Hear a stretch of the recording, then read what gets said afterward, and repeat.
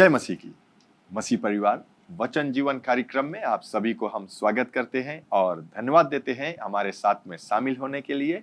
ये बहुत ज़रूरी रहता है कि जब हम परमेश्वर का वचन सुनते हैं, सीखते हैं, मैं ये उत्तेजित करना चाहता हूँ आप लोगों को, ताकि आप जो धर्मशास्त्र है वो ले ले और फिर जो एक नोटबुक और एक पेन ले ले, ताकि उसके द्वारा हम लोग जो वचन बतलाते हैं आप लिख सकते हो। धर्मशास्त्र का जो वचन है उसे लिख सकते हो और फिर बाद में आप पढ़ भी सकते हो, उसको अध्ययन कर सकते हो। और मैं ये उत्तेजित करना चाहता हूँ, अगर आप जानते हो कि किसी को परमेश्वर का वचन सुनना है इस समय पर, आपका परिवार हो सकता है, आपका पड़ोसी हो सकता है, आपका दोस्त हो सकता है, तो जल्द से उनके पास ये जो मैसेज है उसको शेयर कर सकते हो या कॉल कर बता भी सकते हो, ताकि ये मदद करेगा उनके जीवन के लिए।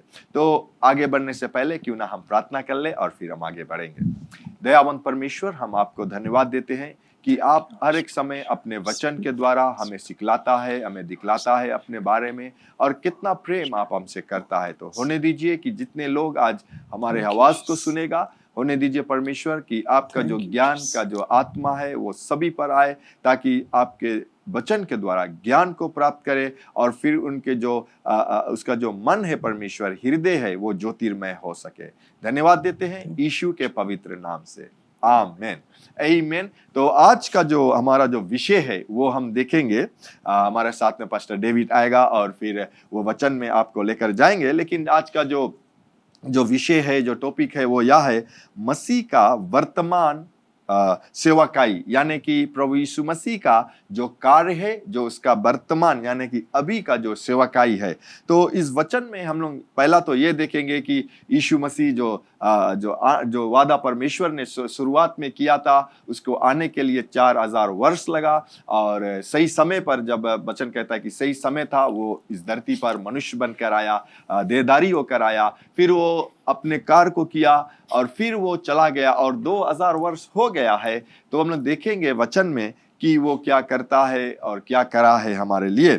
लेकिन ये और जैसे हम लोग देखेंगे, आज भी देखेंगे या कुछ सप्ताह बाद भी हम लोग देखेंगे, तो इसमें हमें ये सीख मिलेगा या हम लोग सीखेंगे यीशु हमारे महायाजक के रूप में। हम लोग देखेंगे यीशु मसीह को हमारे महायाजक के रूप में, यीशु हमारे मध्यस्थ के रूप में, यानी कि जो यीशु जो हमें मिलाता है परमेश्वर से, पिता परमेश्वर से, उसके रूप में। फिर हम देखेंगे यीशु हमारे सिफारिश करने वाला, यानी कि यीशु जो है वो हमारे सिफारिश करने वाला है। फिर हम देखेंगे यीशु हमारे सहायक के रूप में, और फिर अंत में हम लोग देखेंगे यीशु हमारा सुरक्षा देने वाला। तो आप तैयार हो जाइए और वचन को जैसे पादरी डेविड लेकर आएगा, हम लोग सबको सीखेंगे। तो पादरी डेविड, आपको हम देते हैं। धन्यवाद पास्टर फिलिक्स, जो आपने अभी सही रूप से हमारे सुनने वाले भाइयों को समझाया कि किस विषय में जो आज हम बातें करने जा रहे हैं। ये बहुत ही महत्वपूर्ण विषय है, जो मसीह का वर्तमान सेवकाई जिससे हम कहते हैं, जिसके मसीह ने हमारे लिए क्या किया और क्या करता है आज तक। हमें ये विश्वास है कि जो हमारा सेवकाई जो यीशु मसीह है, आज ही हमारे बीच में है, हमारे साथ है, हमारे अंदर है, और वो कितने चीज़ हमारे लिए कर रहा है, क्या उनकी सेवा जो है उसका कोई अंत नहीं हमारे लिए। तो आज हम इस विषय में और भी बातें करेंगे। उससे पहले कि जो उसकी सेवकाई का रूप हम देखेंगे, तो वो वर्तमान, जैसे कहते हैं, वर्तमान वार्तालय की अभित लो, तो यह एक धार्मिक या अध्ययन संदेश का समझौता है। हमारे समय में अध्ययन है जो यीशु मसीह का वर्तमान मंत्रालय जैसे हम कहते हैं, उनके विषय में प्रचारों और साधनों का क्या संदेश है। और भी आगे हम इसे में बताएंगे कि यीशु की सेवा के 3 मुख्य जो दृष्टिकोण हैं, जो 3 मुख्य कार्य हैं, उसने हमारे लिए क्या किया। और जैसे अभी हमने पादरी से सुना कि क्या क्या चीज़ें, क्या क्या और भी इसके विषय में हम बातें करने जा रहे हैं। तो हमें ये विश्वास है कि जैसे जैसे हमारे सुनने वाले भाई और बहन इसको सुनेंगे और इसे ग्रहण करेंगे, अपने अंदर लाएंगे, और हमें ये जानना बहुत ज़रूरी है हर एक विश्वासी के कि हाँ, कितना ज़रूरी है, कितने दूर तक हम मसीह को अपना जान सकते हैं और उसके विषय में जान सकते हैं कि वो क्या करता है। तो जो मसीह का जो सेवा है वो 3 मुख्य दृष्टिकोण में भी बतलाएंगे हम आगे चल के, और हर एक चीज़ जो उसने किया है और करता रहेगा अंत तक, क्योंकि हमें मसीह को अपने अंदर लेना है और उससे उसमें ग्रहण करना है। कि जैसे इसके विषय में कि जो बहुत काम विश्वासी लोग वर्तमान में यीशु के प्रेरणा की दृष्टि में धारणा करते हैं, या किसी समय में उनके कुछ धार्मिक युग में जीवन में बहुत प्रमुख स्थान रखता है, और वो क्या है कि यीशु का जो सेवकाई हमारे लिए है। अगर जैसे हम कुछ पढ़ेंगे किताबें, जो बाइबल कहता है कि यीशु वर्तमान में भी हमारे साथ है। ये हम जानते हैं कि आज जहाँ हैं हम किसी भी हालत में कुछ भी कर रहे हैं, लेकिन मसीह हमारे साथ है, हमारे अंदर है, हर एक चीज़ को वो हमारे लिए करता है। अगर हम विश्वास करें कि मसीह हमारे अंदर है और वो हर समय हमारी सेवा के लिए तैयार है, और यीशु हर एक समय हमारे प्रार्थनाओं का समर्थन करते हैं। हमें उन सभी चीज़ें के समय जो प्रार्थना जब हम करते हैं यीशु मसीह के द्वारा, हमें वो सब मिलता है।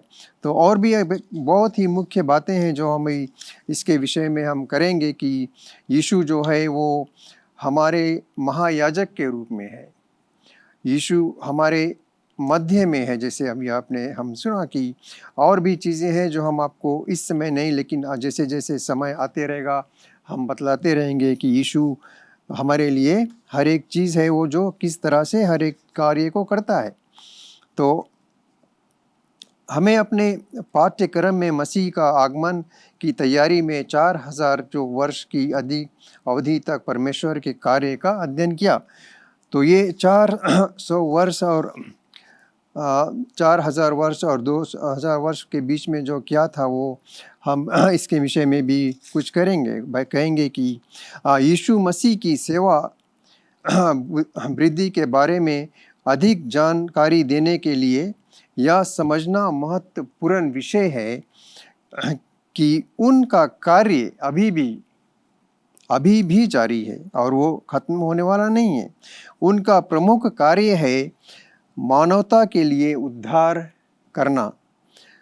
उन्होंने प्रेम, करुणा, संवेदना और न्याय के रूप में अपनी सेवाओं के माध्यम से यहाँ हमें प्रेरित करने का काम किया है।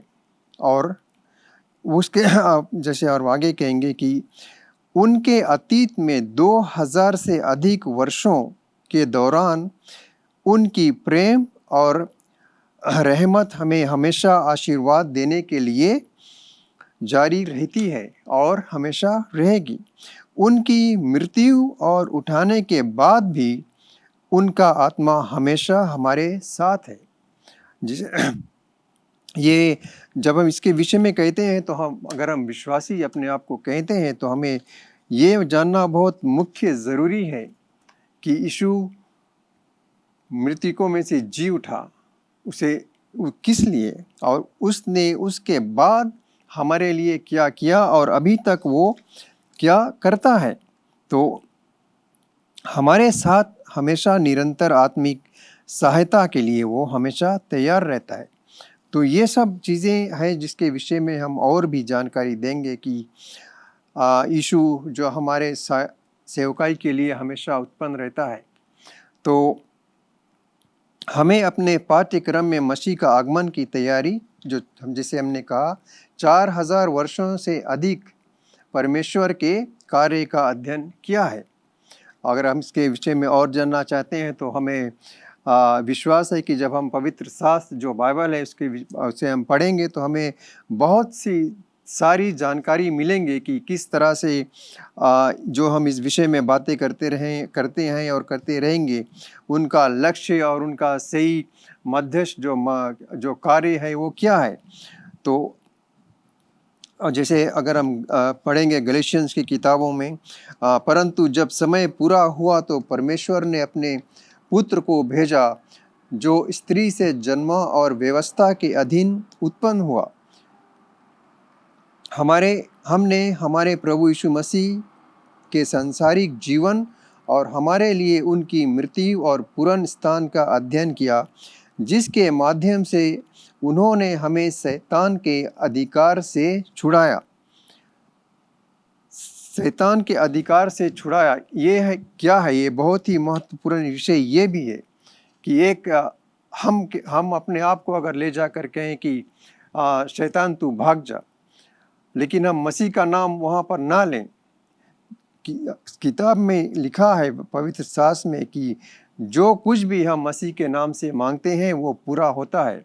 मसीह के नाम से ही हम दुष्ट आत्माओं को हटा सकते हैं, जैसे कि लिखा है कि मसीह के ही नाम से हम शैतान को भगा सकते हैं। तो ये जानना हमें बहुत ज़रूरी है कि मसीह के नाम के द्वारा हम क्या क्या कर सकते हैं। और फिर अगर हम इब्रानियों की पुस्तक में पढ़ें कि इसलिए जबकि लड़के मांस और लहू के भागी हैं, तो आप भी उनके समान उनका सहभागी हो गए, ताकि मृत्यु के द्वारा जिसे मृत्यु पर शक्ति मिली थी, अर्थात शैतान को निकम्मा किया। किसने किया? सिर्फ मसीह ने। मसीह ही के द्वारा हम शैतान को निकम्मा कर सकते हैं, क्योंकि मसीह में ही उतनी शक्ति और ताकत है जो मसीह के द्वारा हमें मिली है। जैसे किताब में लिखा है कि मसीह के नाम से हम और भी अधिक काम कर सकते हैं जो मसीह ने किया है। वो किस लिए? क्योंकि मसीह हमें अपना जो मसीह ने किया था वो हमें भी दिया है, अपनी वो ताकत। और वो सिर्फ हम कैसे कर सकते हैं? जब हमारे पास मसीह का ये वचन रहेगा। इस वचन ही के द्वारा हम सब कुछ कर सकते हैं, क्योंकि आज जैसे लिखा है, आज हम उसके वचन पर निडरता से कार्य कर सकते हैं, क्योंकि वह इसके प्रति आशर्त है। वह इस नया वाचा का जमानदार है, जिसे श्योरिटी हम कहते हैं, जैसे अभी इसके विषय में और कहेंगे। या कुछ इस तरह से भी है, से कहा जा सकता है कि यीशु नया संदेश का पक्का गारंटी जिसे कहते हैं, हम वो है गारंटी के रूप में हम उसे देख सकते हैं। या सिद्ध करने के लिए कि उनकी मौत और उसकी उठने के बाद उसने हमें नया जीवन प्रदान किया है, कि एक नए उद्देश्य के आधार पर। इसलिए यीशु को नए आशीष को पक्की गारंटी माना जाता है। और ये कहता है कि जब हम यीशु को अपनाते हैं, यीशु ही हमारा एक सही मध्यस्थ है जो हमारे लिए खड़ा है और हमेशा रहेगा। तो ये यीशु का जो जमानदार जिसे हम कहते हैं वो है, जिसे अगर हम इसके विषय में पढ़ेंगे और इब्रानियों की पुस्तक में पढ़ेंगे 7:22 में, तो इसके विषय में हम और भी जानकारी पाएंगे। और फिर इब्रानियों की पुस्तक और आगे हम पढ़ेंगे, परंतु जब उसने ऐसी सेवकाई प्राप्त की जो उससे बढ़कर उत्तम है, क्योंकि वह उस उत्तम वाचा का मध्यस्थ भी है, जो और उत्तम प्रतिज्ञाओं के आधार पर बांधी गई है। नई वाचा को अद्वितीय किया गया, यह वचन पर आधारित है और वह जमानदार है। यह व्यक्ति जो आज पिता के दाहिने हाथ बैठा है, इस वचन का गवाही है। तो ये बहुत सरल बात है कि आज जो मसीह हमारे पिता के दाहिनी हाथ पर दाहिनी ओर बैठा है, वो हमारा एक जमानदार, जिसे गवाही हम कहते हैं, सुअर्टी के रूप में वो हमारे लिए हमारे पिता के दाहिनी ओर बैठा है। तो हम और भी क्या हम चाहते हैं अपने मसीह से, जब वो हमारे लिए सब कुछ करने को आज भी तैयार है। तो और जैसे अब हम मसीह के वर्तमान सेवकाई के विषय में और तो कह चुके हैं, और मसीह ही वर्तमान सेवकाई को अधिकांश ईसाइयों द्वारा उपदेश किया गया है। बहुत लोग जब हमारे लिए अपना जीवन देने के बारे में सोचते हैं, तो केवल उनकी मृत्यु और पुनः स्थान के बारे में ही सोचते हैं। वे नहीं जानते कि जब वह पिता की दाहिनी ओर बैठा है तो उसने हमारे लिए उतनी ही वास्तविकता में जीना शुरू कर दिया जितना वह हमारे लिए मर गया था। कितने कम ईसाइयों के पास यीशु मसीह का वर्तमान सेवकाई के बारे में स्पष्ट जानकारी जिसे कहते हैं वो है। तो ये जिसे हमने कहा कि कितने कम लोग हैं, बहुत से कम लोग हैं जो जानते हैं कि आज मसीह हमारे सेवकाई के लिए अपने पिता के दाहिनी ओर बैठा है। और अगर इसे हम अपने मन में जांच लेंगे अच्छी तरह से कि उनकी मृत्यु और उनके जीने उठने के बीच के मध्य है वो क्या है, मरने और जीने के कार्य के जो हम लेते हैं वो क्या है। यीशु मरा और 3 दिन बाद वो जी उठा। ये भी तो एक अद्भुत चीज़ कहते हैं हम सकते हैं। लेकिन अगर हम उसके बारे में और अच्छी तरह से जाने कि उसको जी उठने के बाद आज हमें क्या मिला है, एक विश्वासी को क्या मिला है यीशु जब मरने से जब जी उठने के बाद, वो बहुत ही महत्वपूर्ण जिसे हम कह सकते हैं। हमारे लिए वो हर एक कार्य को किया, हर एक पाप को जो हम लेकर अपने ऊपर चलते थे वो उसने अपने ऊपर लिया और मरकर जी उठने के बाद आज हमें वो ताकत दी, उससे शक्ति दी कि उसके नाम से आज हम हर एक चीज़ को पा सकते हैं। हर एक जो कठिनाई है उससे हम दूर जा सकते हैं, क्योंकि हमें विश्वास करना है कि यीशु मृतकों में से जी उठा और आज भी वो पिता के पास बैठा है। किस लिए? हमारे लिए।